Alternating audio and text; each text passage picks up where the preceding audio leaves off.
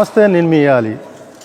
ఆంధ్రప్రదేశ్లో అన్నపూర్ణగా ఎక్కువ పిలువబడే ప్రాంతం ఏంటంటే మన గోదావరి జిల్లా. ఈ గోదావరి జిల్లాలో పట్టెడు అన్నం పెట్టే మహాదేవత డొక్కా సీతమ్మ గారు మనకి అందరికీ బాగా సుపరిచితమే. కానీ ఈ పశ్చిమ గోదావరి జిల్లాలో భీమవరం వీరవాసరం మండలం దగ్గర రాంబాబు గారు కూడా డొక్కా సీతమ్మ గారి ఆదర్శంగా తీసుకొని చాలామందికి 17 గ్రామాలు, ఒకటి కాదు రెండు కాదు 17 గ్రామాల ప్రజలకి ఏదైతే అన్నం పెట్టి అందరి మన్నలు పొందుతున్నారు. ప్రజెంట్ అయితే ఈ వీరవాసం గ్రామంలో ఉన్నాను.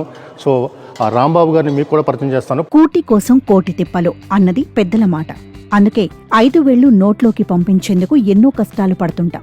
ఎంతో మంది నిరుపేదలు సరైన పనులు దొరక్క పస్తులు ఉంటుంటారు.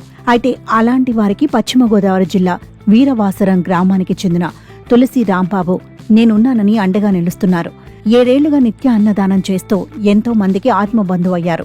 ఇంటింటికి క్యారేజీలు పంపిస్తూ అందరికీ ఆదర్శంగా నిలుస్తున్నారు. ఉపాధి కోసం పిల్లలు ఇతర ప్రాంతాలకు వెళ్లడం వల్ల ఒంటరిగా ఉంటున్న వారికి, వృద్ధాప్యంలో తోడు లేక ఇబ్బందులు పడుతున్న వారికి ప్రతిరోజు 2 పూటల భోజనాన్ని అందిస్తున్నారు.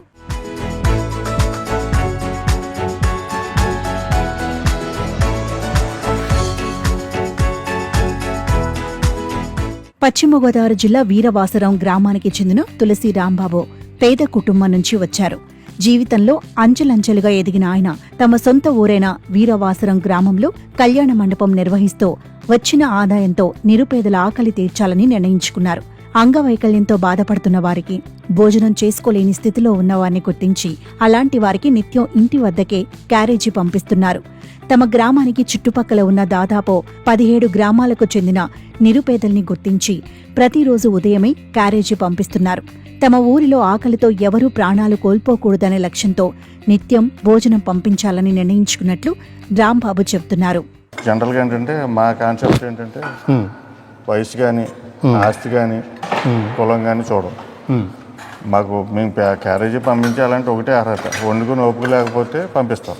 వాళ్ళు వండుకుని ఫిజికల్గా వండుకుని స్టామినా లేదు, వయసు అన్నదే ఆధార్ కాదు. ఏ వయసు అనేది పెడతాం, వండుకుని ఓపిక లేకపోతే పెడతాం.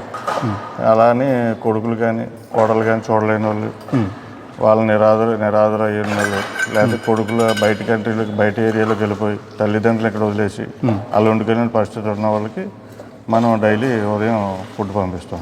అంటే జనరల్గానే మేము రైతు కుటుంబం నుంచి వచ్చామండి. మా నాన్నగారు రైతు.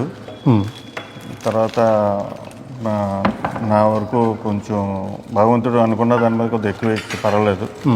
ఉన్న దాంట్లో ఏదో చేయాలి అన్న ఆలోచన మీద ఏం చేస్తే బాగుంటుందని ఆలోచిస్తే భగవంతుడు మనకి ఇచ్చిన అవకాశం సద్వినియోగం చేసుకోవాలనే ఉద్దేశం మీద మనం పెట్టి ఒక్క రూపాయి కూడా వేస్ట్ అవ్వకూడదనే ఆలోచన మీద ఈ భోజనం నేనున్న ఈ చుట్టుపక్కల ఏరియాలో ఎవరైనా సరే ఆకలితో చనిపోకూడదు, భోజనం లేకుండా చనిపోకూడదు అన్న కాన్సెప్టే ఇంతవరకు చేయగలుగుతున్నాం. డైలీ ఒక క్యారేజీకి 1 కేజీ రైస్, 1 కేజీ బియ్యం వండితే 4 క్యారేజీలు పెడతాం. ఒక కర్రీ, ఒక రసం కానీ, సాంబార్ కానీ, మజ్జిగ పులుసు కానీ, 3 అట్లు ఏదో ఒకటి ఉంటుంది. బుధవారం ఆదివారం నాన్ వెజ్ పెడతాం. బుధవారం ఆదివారం నాన్ వెజ్ పెడతాం. ఈరోజు సాటర్డే కాబట్టి వెజిటేరియన్. 4 క్యారేజీలు 3 క్యారేజీలు బాక్స్ వెళ్తుంది. 2 క్యారేజీలు రైస్, 1 క్యారేజీ కర్రీ, ఒక బాక్సు ఇలాగా రసం. అంటే అది ప్లాస్టిక్ రహితగా మన పొట్లాలే మొత్తం చూస్తున్నాం ఇక్కడ అన్ని మొత్తం స్టీల్తో ప్లాస్టిక్ పొట్లాలు కట్టకూడదు అని ఇది కూడా బాక్స్ పెట్టి ఇందులో రసం, ఇవాళ రసం అండి, ఇది రసం పెట్టి పంపిస్తామట. యాక్చువల్గా ఏంటంటే ఈ క్యారేజీ నాకు తెలిసిందిగా 2 పూటలకు సరిపోతుంది. ఇది మ్యాక్సిమం 2 పూటలకు సరిపోతుంది.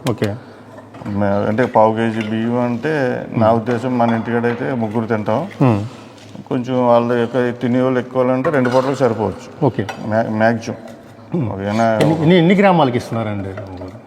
17 గ్రామాలకు వెళ్తుంది. గత 7 ఏళ్లుగా వర్షాలు, వరదలొచ్చినా క్యారేజీలు పంపిణీ చేయటం ఆగలేదంటున్నారు గ్రామస్తులు. ఊర్లో ప్రజలెవరూ ఆకలితో ఉండకూడదని తులసి రాంబాబు చేస్తున్న ఈ పని అభినందనీయమని కొనియాడుతున్నారు. నా పేరు ఎల్దుటి కృష్ణ అండి, పంజాయామరం మాది. రాంబాబు గారు దేవుడు అంటే మా క్యారేజీలు పంపిస్తున్నాడు. వండుకోలో తిథుల్లో ఉన్నామండి మేము. ఆవిడ లెగలేదని కాళ్ళు అసలు నడవలేదండి, మంచం మీద ఉంటుందండి ఆవిడ. అలాగైతే రాంబాబు గారు చూసి పేరు రాశారు ఆవిడకి.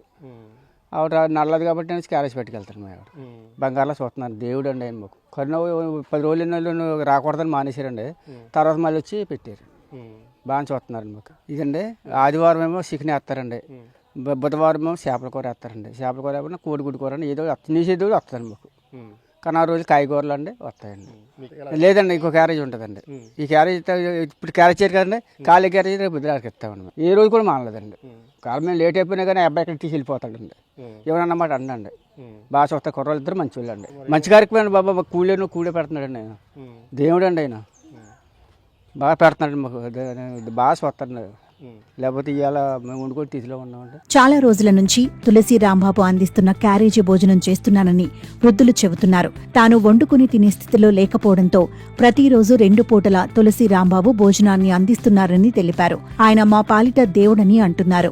సల్మాన్ అగ్రత్వం అండి నా పేరు. మిల్లి రాంబాబు గారు అండి. బాగానే పెడుతున్నారండి మాకు, మమ్మల్ని బాగా చూస్తున్నారండి. మా కొరలో ముందు నుంచి పెడుతున్నారండి భోజనం అండి. క్యారేజ్ పంపుతున్నారండి, కూరగాయలు ఇవి పెడుతున్నారండి. ఆదివారం మాసం బుధవారము కోడి మాసం ఏదో పెడుతున్నారండి. నాకంటే మా ఆవిడ చచ్చిపోయిందండి, మా కొడుకు వాళ్ళ ఆవిడ కూడా చచ్చిపోయిందండి. ఒక కొడుకు ఉన్నాడండి, అలా దూరంగా ఉన్నారండి. నేను వండుకోలేనండి. బాగా పెడుతున్నారని చెప్పుకుంటున్నామండి. సంతోషం అండి, సంతోషం అండి మాకు రోజునండి. కరోనాలో ఇచ్చిన కానీ కరోనా మాత్రం నెల అంతా పెట్టలేదండి. ఆ కరోనా పోయాక మళ్ళీ మొదలు వచ్చేసారు. పూర్తిగా ఈ భోజన పంపిణీకి తులసి రాంబాబు స్వంత డబ్బులనే ఖర్చు చేస్తున్నారు. ఎవరైనా విరాళాలు ఇచ్చేందుకు ముందుకు వచ్చినా సున్నితంగా తిరస్కరిస్తున్నారు. ఎటువంటి లాభాపేక్ష లేకుండా నిత్యం వందలాది మంది ఆకలి తీరుస్తున్నారు. మొత్తానికైతే రాంబాబు గారి లక్ష్యం ఏదైతే ఉందో ఆ లక్ష్యాన్ని చేరుకున్నారని చెప్పుకోవచ్చు. ఎందుకంటే కుటుంబంలో ఉన్న చిన్న కలహాలతో తల్లిదండ్రులు కూడా వదిలేసిన కొడుకులు కూడా చైతన్యం పరిచేలాగా ఈయన పెట్టే కార్యక్రమం ఏదైతే ఉందో చాలా ఇంప్రూవ్మెంట్ అయింది కూడా చాలా సంతోషంగా వ్యక్తం చేస్తున్నారు. నిజంగా మన గోదావరి జిల్లాలో డొక్కా సీతమ్మ తర్వాత నిజంగా ఆయన మరి ఎలాగ పోవడాలో కూడా తెలియట్లేదు. ₹1 కూడా ఎవరికి ఆశించకుండా ఆయన ప్రతి ఒక్కరికి కూడా ఏదైతే ఐడెంటిఫై చేసిన వ్యక్తుల్ని తీసుకెళ్లి ఇళ్ల దగ్గర తీసుకెళ్లి క్యారేజ్ చేయడం అనేది చాలా గొప్ప విషయం చెప్పొచ్చు. మరో మంచి ఎపిసోడ్తో మళ్ళీ మీ ముందుకు వస్తాను. కెమెరామెన్ మహితో ఆలీ వీరవాసరం నుంచి.